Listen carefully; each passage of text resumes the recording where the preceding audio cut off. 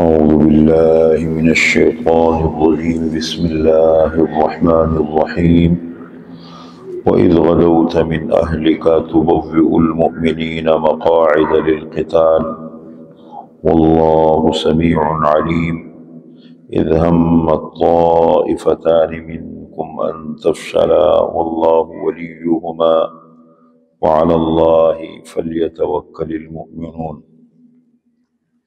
اور اس وقت کو یاد کیجئے جب آپ نکلے سویرے من اہلکا اپنے گھر والوں سے، تبوئ المؤمنین اور ٹھکانوں پہ بٹھا رہے تھے ایمان والوں کو، مقاعد للقتال لڑائی کے ٹھکانوں پر، جب مورچوں پر آپ اہل ایمان کو بٹھا رہے تھے۔ واللہ سمیع علیم، اور اللہ تعالی سننے والا جاننے والا ہے۔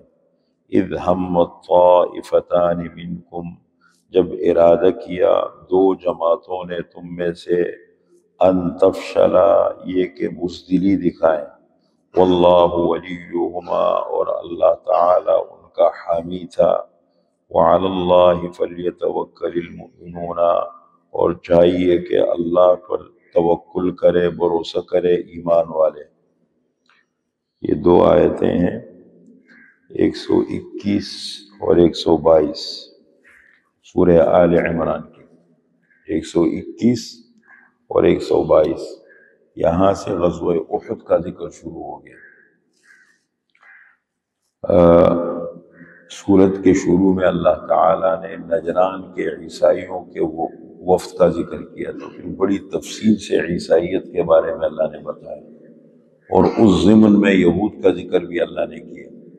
یہاں سے غزوہ احد کا ذکر ہے بڑی تفصیل کے ساتھ، کئی رکوع پر اور کئی آیات پر مشتمل ہے۔ بیچ میں چند آیاتوں میں بدر کا ذکر ہے، اصل ذکر ہے احد کا۔ احد ایک پہاڑ کا نام ہے، سب حضرات جانتے ہیں، بالکل مدینہ منورہ کے قریب ایک بہت بڑا پہاڑ ہے، اس کے دامن میں یہ غزوہ پیش آیا تھا۔ اس مناسبت سے اس کو غزوہ احد کہا جاتا ہے۔ دیکھیں آپ صلی اللہ علیہ وسلم سن 2 ہجری میں جہاد فرض ہوا، جہاد کا حکم آیا، اذن للذین یقاتلون بانہم ظلموا، کہ مسلمانوں کو اب اجازت دی گئی ہے کہ وہ اپنے دفاع کے لیے ہتھیار اٹھا سکتے ہیں، اس لیے کہ وہ مظلوم ہے۔ پہلا معرکہ ہوا بدر کا، جس میں لڑائی کا ارادہ نہیں تھا، نہ مسلمانوں کی طرف سے نہ قریش کی طرف سے، کفار کی طرف سے۔ اللہ نے سورہ انفال میں بڑی تفصیل کے ساتھ غزوہ بدر کا ذکر فرمایا ہے۔ اللہ چاہتے تھے کہ آج حق ثابت ہو جائے اور باطل سامنے آ جائے، پتہ لگ جائے اس کا۔ تم لڑنا نہیں چاہتے تھے، ہم نے تکوینی طور پر یہ جنگ کرائی، ایسے حالات بنا دیے۔ یہ دوسرا، احد بدر میں جب ان کو شکست ہو گئی تو یہ انتقام لے کے وہ پھرتے رہے۔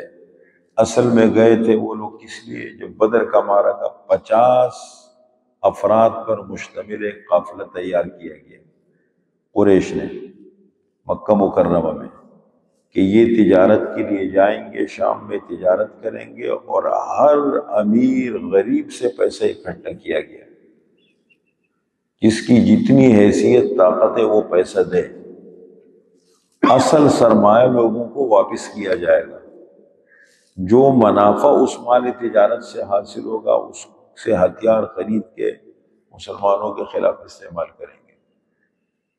یہ انہوں نے ایک ذہن بنایا۔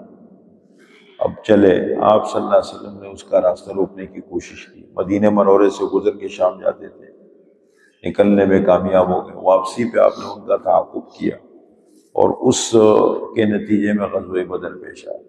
اب وہ جو مال تجارت لے کے وہ گئے تھے، مکہ مکرمہ پہنچ گئے تھے، ابو سفیان کا قافلہ ساحلی سمندر سے راستہ بدل کے، اب وہ انتظار کرتے رہے، لیکن بدر میں ایسا ہوا کہ ان کی کمر کی ہڈی ٹوٹ گئی، مین بندے ان کو مارے گئے، 70 گرفتار ہوئے، 70 قتل کیے گئے، سخت چوٹ لگی، جس سے عرب کو بھی بڑا گہرا پیغام ملا، پورے جزیرۃ العرب کو، اب وہ جذبہ یہ ان کے اس میں تھا، وہ سارے پیسے انہوں نے منافع کے وہ جمع کر کے ہتھیار وغیرہ خرید لیے، اور شوال کے مہینے میں سن 3 ہجری میں اگلے سال سن 2 ہجری میں بدر پیش آیا، سن 3 ہجری میں یہ 3000 کا لشکر اکٹھا کر کے اور مدینہ منورہ کی طرف بڑھے۔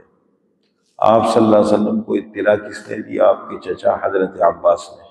حضرت عباس کو زبردستی بدر میں لایا گیا تھا پکڑ کے، مسلمان نہیں ہوئے تھے لیکن تھے مسلمانوں کے بڑے ہمدرد، آپ صلی اللہ علیہ وسلم کے بڑے ہمدرد تھے۔ ابو جہل زبردستی پکڑ کے ان کو بدر میں لایا تھا، اور کئی بندوں کو لے کر آیا تھا زبردستی، زیادہ تر تو مارے گئے، یہ گرفتار ہو گئے تھے، لیکن اس مرتبہ یہ نہیں آئے۔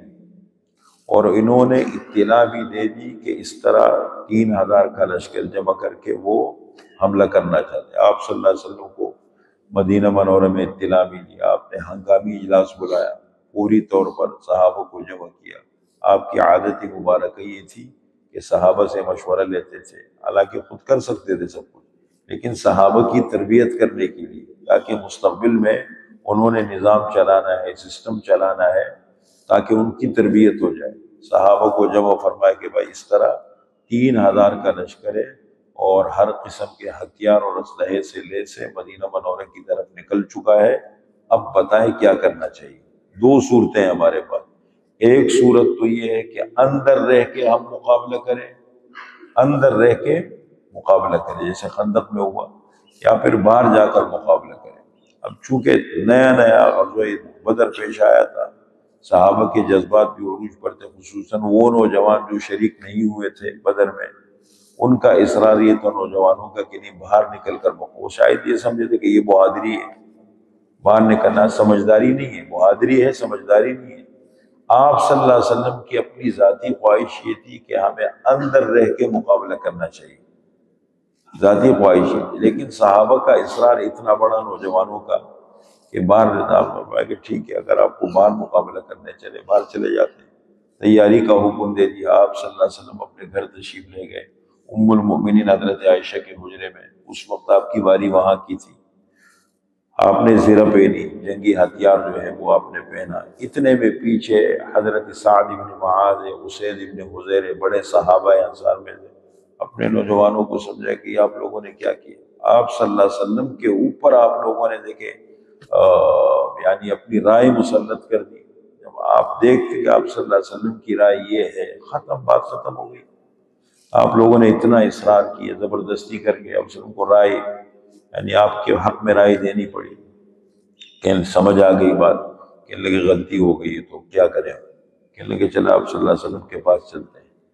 جب گھر چلے آپ صلی اللہ علیہ وسلم کے تو آپ نکل رہے تھے، سو تیاری کر کے، کہنے لگے اللہ کے رسول ہم اپنی رائے واپس لیتے ہیں، جو آپ صلی اللہ علیہ وسلم کی رائے ہے، جو آپ کو پسند ہو آپ اس پر وہ ہمیں منظور ہے۔ آپ سے فرمانی نبی جب ایک مرتبہ زرہ پہن لیتا ہے پھر دوبارہ اتارتا نہیں ہے، ایک دفعہ زرہ پہن لے پھر دوبارہ اتارتا نہیں، اب اللہ کا نام لے کے نکلو۔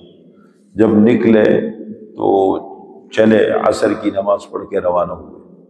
جب نکلے تو راستے میں آپ صلی اللہ علیہ وسلم کی عادت تھی وہاں بیٹھ کے ناشکر چانٹی کے جو چھوٹے بچے ہوتے تھے یا بالکل ہی کم عمر، ان کو واپس کرتے تھے۔ نوجوانوں نے بہت زیادہ جذبات کا اظہار کیا، میں کیوں واپس کیا جا رہا ہے، لیکن بال کچھ کو واپس کیا گیا، کچھ کو لے گئے۔ آگے جا کر کے 1000 مسلمان نکلے، مسلمانوں کی تعداد تھی 1000، لیکن منافقین عبداللہ ابن ابی ابن سلول اپنے 300 بندوں کو لے کر کے واپس ہو گئے کہ ہماری بات نہیں مانی گئی، ہمارا مشورہ نہیں مانا گیا، ہم نہیں جا سکتے۔ 700 مسلمان یہ نکلے اور احد کی طرف روانہ ہو گئے۔ راستے میں 2 مسلمان، ایک تو منافقین تھے 300، 1000 میں سے 300 نکلے تو 700 رہ گئے۔ 2 گروہ تھے مسلمانوں کے، 2 چھوٹے قبیلے تھے، بنو سلمہ اور بنو حارث، ان کو بھی منافقین نے بہت ورغلایا کہ دیکھیں یہ تو پروانے لے جا رہے ہیں، ہماری بات تو مانتے نہیں، اپنی مرضیاں چلاتے ہیں، کیا نہیں، ان کے ذہن میں پہلے آیا، لیکن پھر چونکہ مسلمان تھے، مخلص تھے، اللہ نے ان کے دلوں کو پھر مضبوط کیا، اور پھر آپ صلی اللہ علیہ وسلم احد کی طرف روانہ ہوئے۔ ان 2 آیات میں اللہ نے جو میں نے خلاصہ ذکر کیا اس کا ذکر ہے۔ وَإِذْ غَدَوْتَ مِنْ أَهْلِكَ، اور اس وقت کو یاد کیجئے جب آپ نکلے اپنے گھر سے، اپنے گھر سے مراد یا بخاری شریف کی روایت ہے کہ آپ اس وقت ام المؤمنین حضرت عائشہ صدیقہ رضی اللہ تعالی عنہ کے حجرے میں تھے، تبوئ المؤمنین مقاعد للقتال، ٹھکانہ دے رہے تھے ایمان والوں کو مقاعد للقتال، لڑائی کی جگہوں پر ٹھکانہ دے رہے تھے، غزوہ بھائی فلاں لشکری آ رہے تقسیم کر رہے تھے۔ واللہ سمیع علیم، اور اللہ تعالی سننے والا جاننے والا ہے۔ اذ ہمت الطائفتان، جب ارادہ کیا، قصد کیا دو گروہوں نے، بنو سلمہ اور بنو حارث، منکم تم میں سے، ان تفشلا، یہ کہ بزدلی کا مظاہرہ کرے، ہمت کہ وہ ہمیں تو واپس جانا چاہیے، واللہ ولیہما، اور اللہ تعالی ان کا دوست تھا، ان کا حامی تھا، اللہ نے ان کے دل مضبوط کر لیے۔ وعلی اللہ فلیتوکل المؤمنون، اور اللہ ہی پر چاہیے کہ ایمان والے توکل اور بھروسہ رکھیں۔